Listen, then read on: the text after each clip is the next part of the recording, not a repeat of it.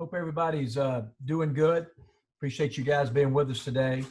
Uh, I know we just wanted to get on. We've obviously had our announcement yesterday as far as when college basketball can officially take place. I mean, obviously the SEC can do some different things uh, based on what happens between now and then, but it sure looks like an October 14th official practice date, November 25th, first day to uh, to be able to play a game, no exhibitions, no scrimmage, which that's kind of a change.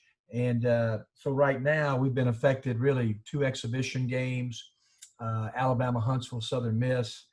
Uh, right now, the November 10th, New Orleans, North Carolina A&T, Charleston Southern, and then the Cayman Islands, which has been transferred to Destin, is kind of up in the air. So right now, just based off our schedule we'd have in place, if it all stayed true to form, our first game would be Ryder, uh, December 1.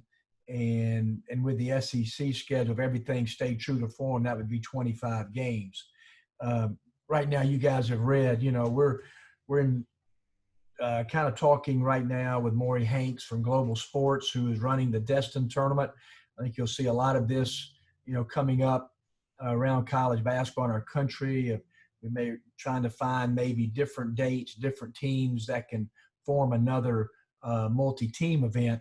And so all those we're having conversations with that right now. All right. First question goes to Parrish. Hey, Kermit, what does this mean for you in terms of workouts and getting to look at your team and evaluations and things like that with the season pushback?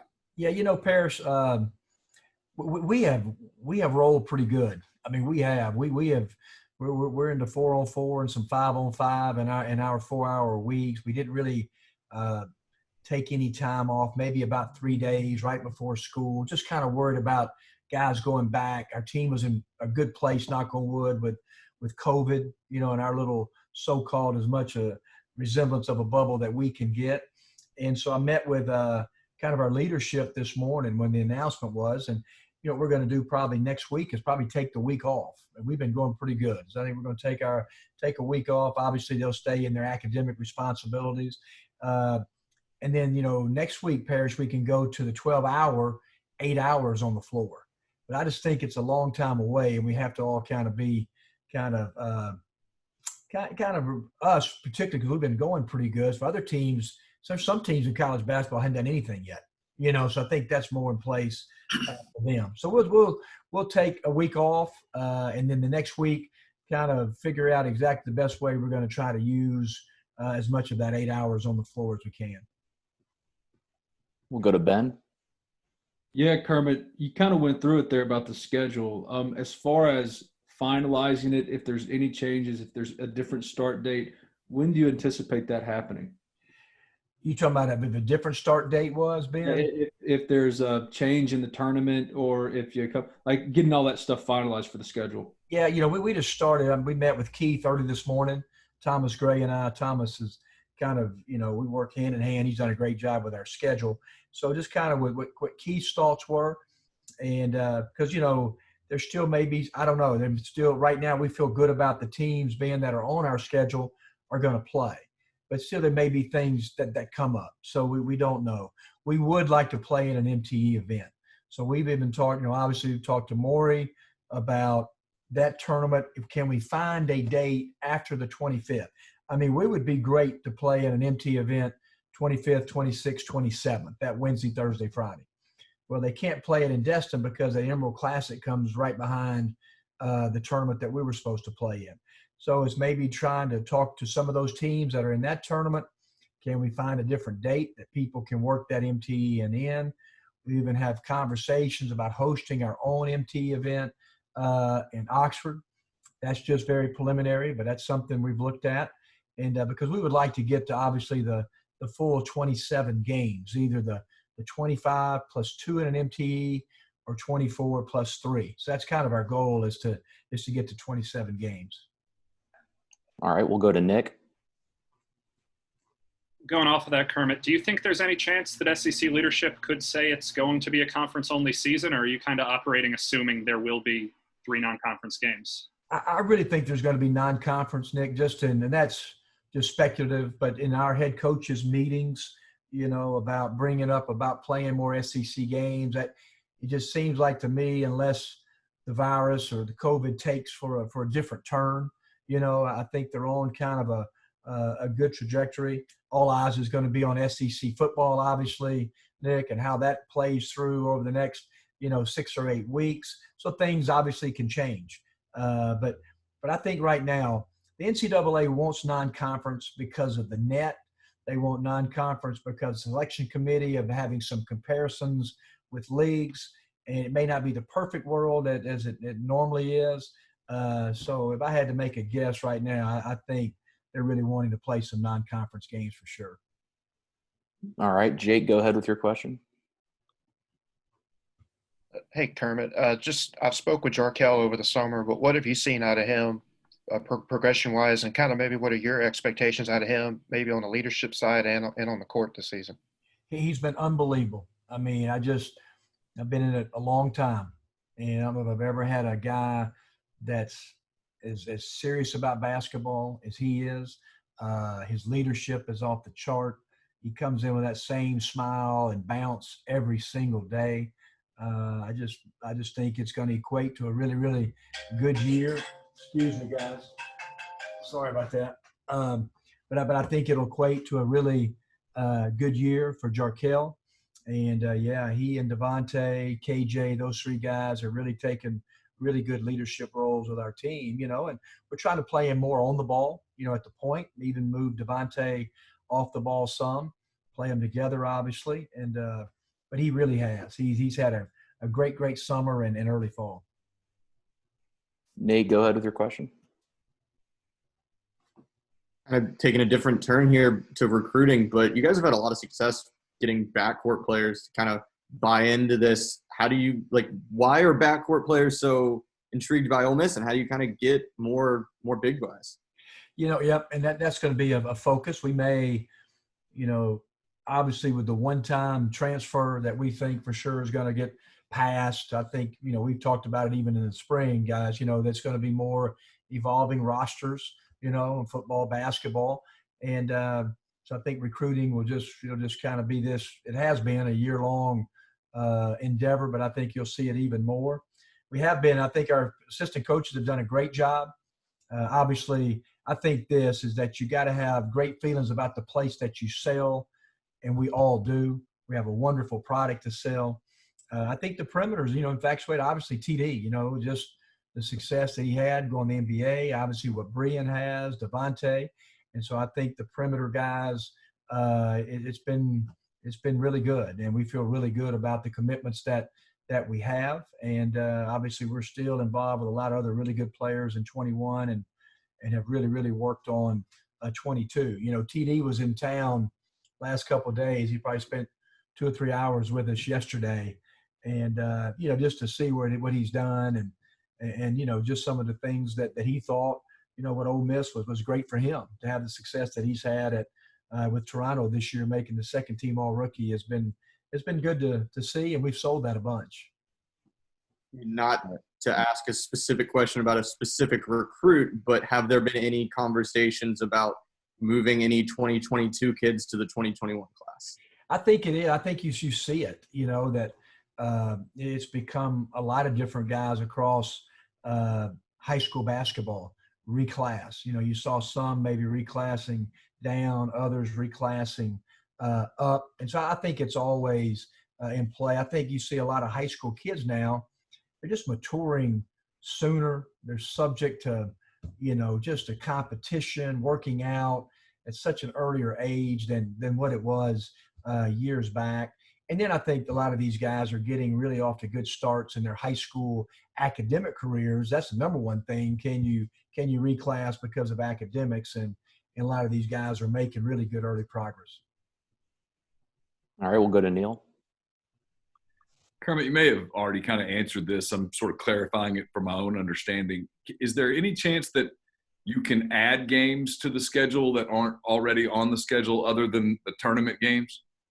You know, it's a good question. And that's what I've talked to Keith about. Obviously, okay, say New Orleans, North Carolina A&T, and Charleston Southern. Those are bye games. We paid money for those teams to come.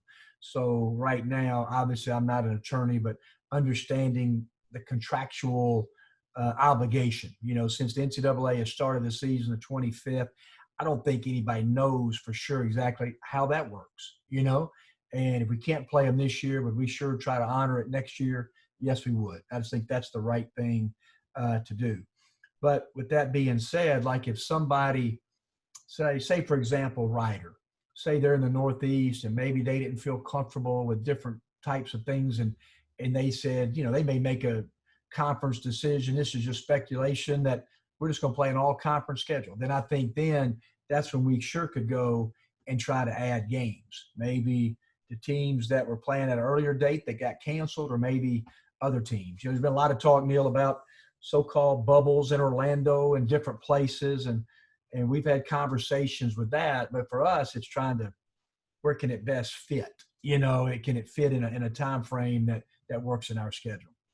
And I also wanted to get your thoughts on, there had been some talk, I guess the ACC coaches had talked about expanding making it an all-encompassing tournament this year. Just your thoughts on that idea, and then what you think ultimately will happen with the tournament. Yeah, I just, obviously I think it's, Neil, I think it's a dead issue, because I think Dan Gavitt has just said that, we're not going to do it.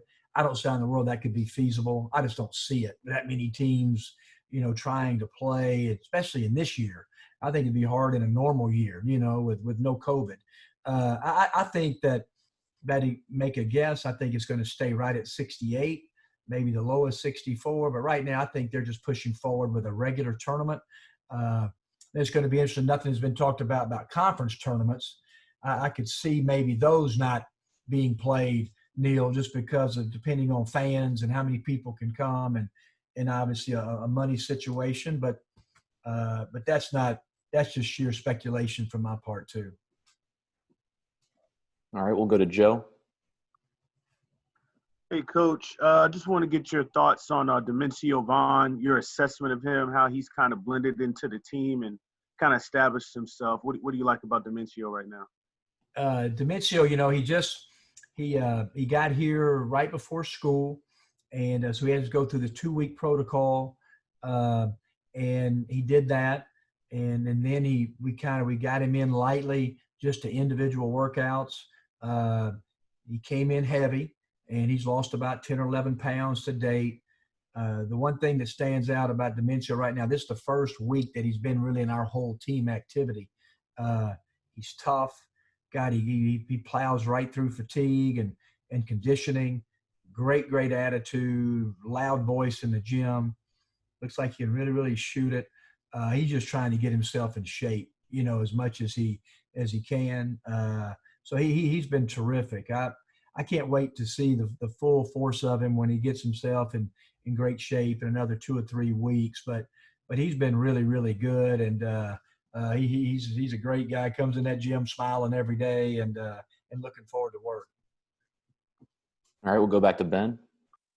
Kermit, you've talked about applying for a waiver for Robert Allen. Have y'all heard anything, or when do you anticipate hearing something? Yeah, we've got we returned it in. The NCAA sent back, needed a little more information. We're in that process right now, Ben, and that'll be, I don't know if it's already been sent back or it's in the process of being sent back. And it'll probably just, I would say, a week to 10 days. Hopefully we'll get, something finalized with that decision. We'll go back to Nick. Kermit, what are the discussions like right now about fans in the Pavilion this season, and just when do you think you might have an idea of what you'll be allowed to do? I think if we had to just to say today, I think it'd be same as football, 25%.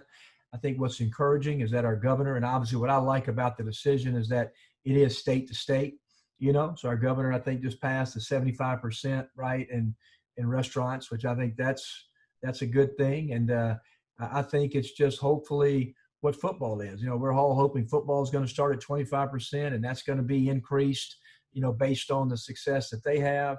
And so right now, if I had to make a guess, I would hope that we'll probably start the talks right now at 25%, but I'm hoping that we're going to have, some students be able to come to the game, and hopefully everybody that maybe that could buy season tickets will have the ability to come to the Pavilion this year.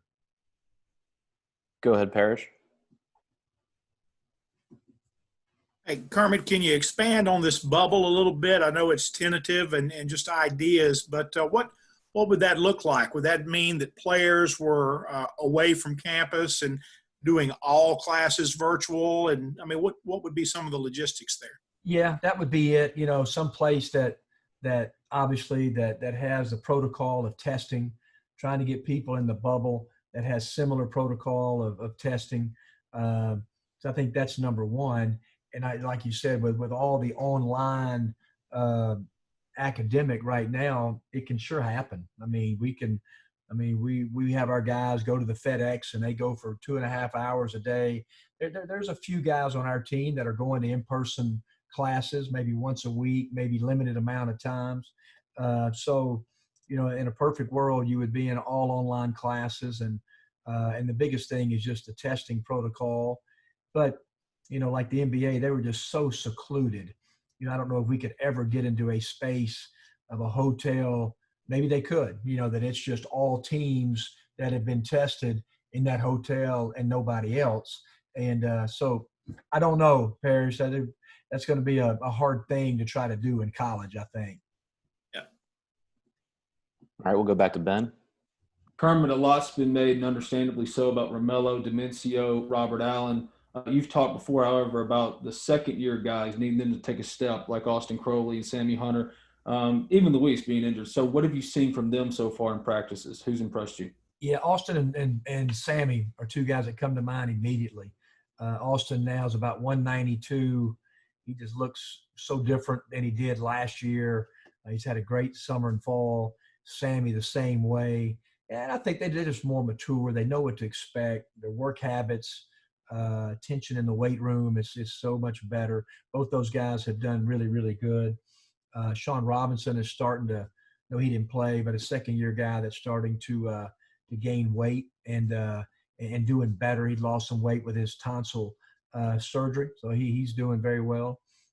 Dude McCollum has come back and he really has. All those guys have been good. I mean, the depth of our team and those second-year guys have been impressive. Luis has, obviously he's leading our team in rebounding right now as far as just all the stats that we keep every single day. So his toughness has stood out, and he really has. So, he's has no effect at all with either injury. He's full speed. His weight is good, about 208, 210. And so all those guys have really been really pleased with him. I mean this. I mean, it's just this team reminds me of a lot of the work habits that we had on some of our really, really good teams at middle. I'm not trying to compare talent, all that stuff. I'm just talking about coming to the gym every day with 10 or 11 or deeper team. The competition is very good at a lot of the spots. All right, Tyler, go ahead with your question. Hey, Coach Davis. So this summer, I remember you were on ESPN's First Take talking to Stephen A. and Max Kellerman about the Mississippi flag. So I was just wondering if the team has had any discussions of any plans of showing any form of peaceful protest during the season. It's a good question, and we were sure proud of the flag change in our state. As a guy that's grown up in this state, I was excited to be just a small part of a change that we all needed, that represents everybody in our state of all walks of life. And so that's a great start. We have, I think a lot of coaches, we've all become great listeners. We'll always give our players the freedom to express their opinions and actions. We've had some really good discussions with our leadership on our team, just about the anthem and different things to come. We've had discussions on SEC head coaches meetings. And so we'll just continue to listen and have dialogue and come to those decisions at a later date. All right, we'll go to Joe.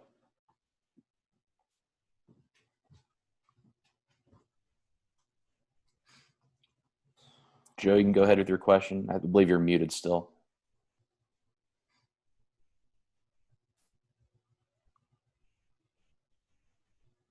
All right, let's go to Nick first.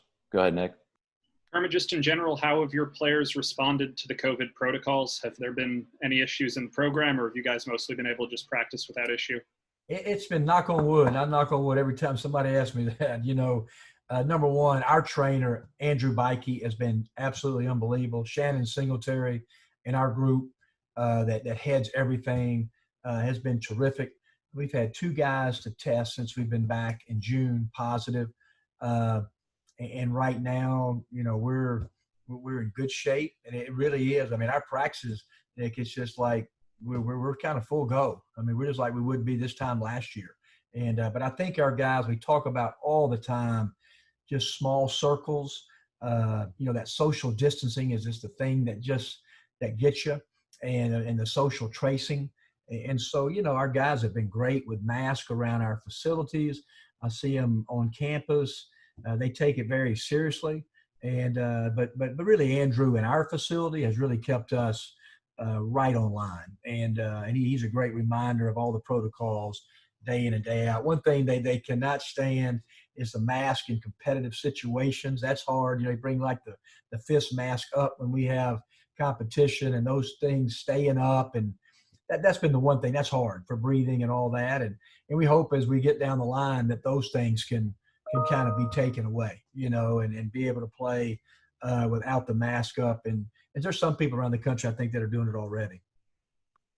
All right, we'll try to go back to Joe. Yeah, sorry about that. Coach, just overall, how do you feel about the timeline, the October 14th start of practice and starting Thanksgiving week? Do you feel like you'll have enough time to get the team ready? Just your overall thoughts on just the schedule. Yeah, it's a marathon. You think that's about when I used to coach. We'd start October 15th. You couldn't play until Thanksgiving week, and you'd have 6 weeks. And it seemed like a lifetime back then. I mean, it seemed like a long time. I mean, because usually like last year, you say that the starting date is November the 10th, but, we're playing Texas in a scrimmage game in New Orleans on October 30th. So we're all competitive, and we're trying to get ready for Texas, a really good team, and so you're kind of fast forwarding some things a little bit quicker. So we're going to have more than enough time. I think what we all have to be is very smart with our time. That's why I think we're going to give our team off next week, and and just to do the academic things. They can be here voluntarily in our facilities, and then even with the 12-hour rule, probably not taking advantage of all the 8 hours on the court early. I think we're going to have more than enough time starting on that 14th to get ready for the 25th.